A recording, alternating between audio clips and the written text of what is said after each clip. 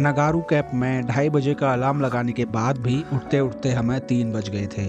उठते ही सबसे पहले नींद और ठंड दोनों को भगाने के लिए गर्मा गर्म चाय पी गई और नाश्ते पर धावा बोला गया। Hello Hello guys, it's 3:35 and we are about to leave to final destination Sarpas stop. Sarpas. And there is a starry night, very clear sky, which we are grateful. We will be leaving in 15 minutes and this track is about 14 kilometers. Today special we have slides in the snow and discrete top ascent. Let's see what happens. और अभी भी Today is cornflakes. Cornflakes, दलिया, Maggi and upma. The trek is very easy, guys. The trek is very easy. जिसका सबसे ज्यादा problem हो रही है वही। The track is very easy. This is भालू. रास्ते में आ जाते हैं सतरंगी भालू.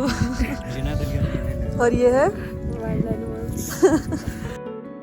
वाइल्ड एनिमल्स तो नहीं, पर आसमान में हमें आकाश गंगा जरूर दिखी।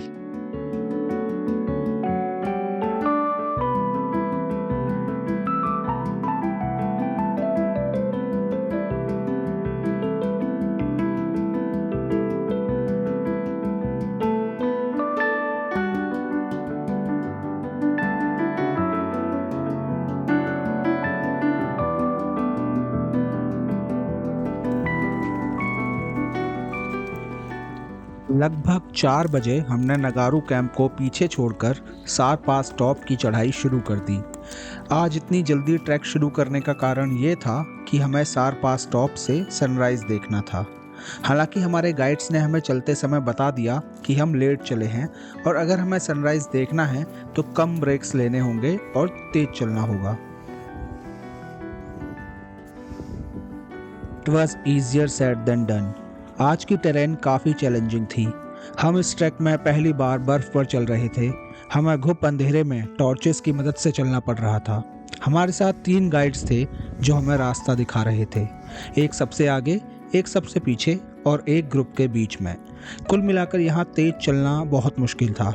हर कदम बढ़ाने पर फिसलने का डर लग रहा था और बर्फ़ की लेयर काफ़ी मोटी थी। हमारा ग्रुप YHAI का था और बर्फ पर चलते हुए हमें किसी दूसरी ट्रैकिंग कंपनी का कैंप और सर पास की चढ़ाई करते हुए उनके लोग चींटियों की तरह दिख रहे थे।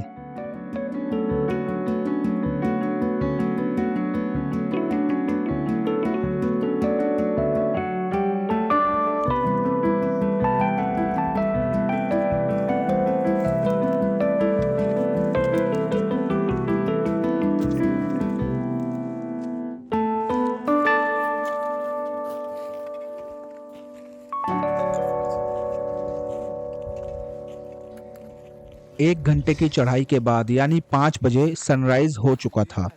सूरज ने दर्शन नहीं दिए थे, वो अभी भी किसी पहाड़ी के पीछे था, मगर उजाला हो चुका था और हमें हमारे चारों ओर बर्फ का साम्राज्य नजर आ रहा था।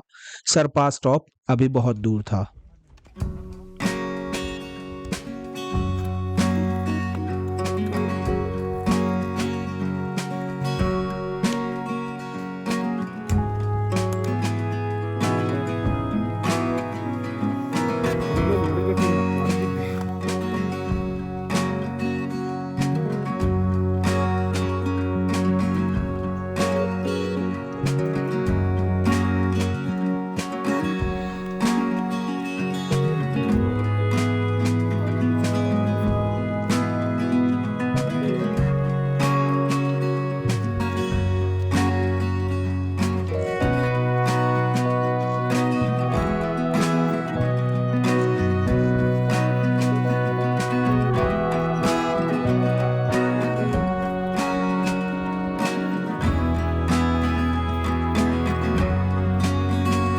आज के ट्रैक में हमें सबसे ज़्यादा दूरी तय करनी थी और आज का पूरा रास्ता बर्फ से ढका हुआ था।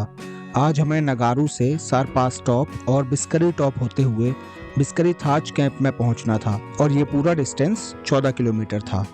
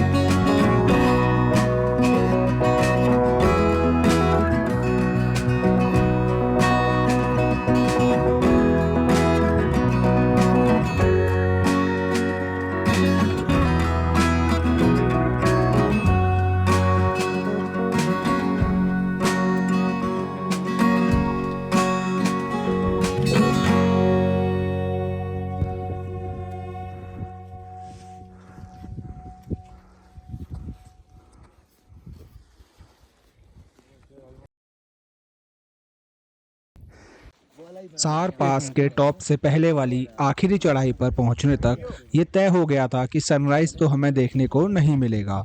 हमारे सामने की बर्फ से ढकी चोटियां सूरज की रोशनी से नहा चुकी थीं, पर नगारू से चलने के बाद सरपास टॉप हमारा पहला ब्रेक होने वाला था, जिसके लिए हम सब एक्साइटेड थे।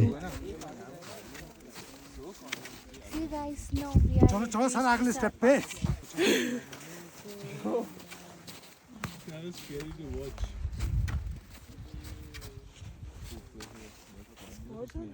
This is easy now.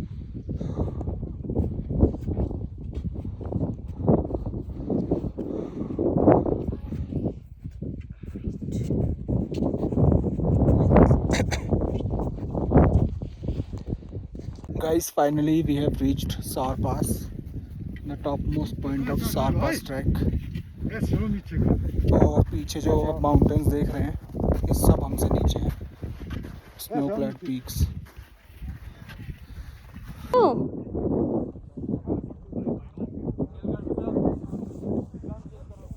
मैं भी जाऊँ उधर? इतनी ले ले फिर मैं जाता हूँ साथ में। हाथ चिल्ड हो रहा है।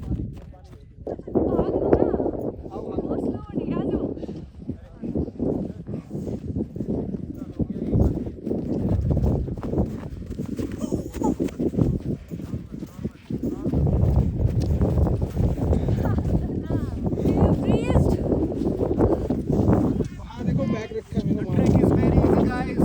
The trek is very easy.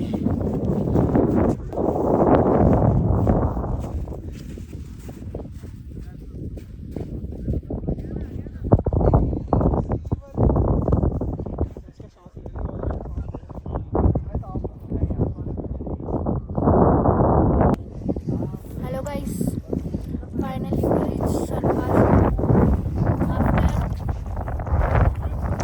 कितना 3 hours. हमने लगभग 4 बजे चलना शुरू किया था। We started at 4 and now it's 7 around 7. See the view behind, it's so जो 5000 पीक्स होते हैं, 6000 पीक्स होते हैं, वो हमें बिल्कुल सामने नजर आ रही है, ऑलमोस्ट लाइक कि they are below us.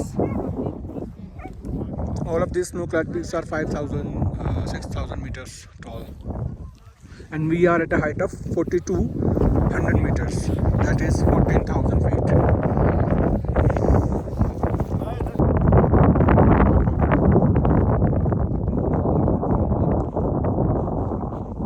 Almost other world like है यार। देखो ये देख, ये क्लिप देख भयंकर।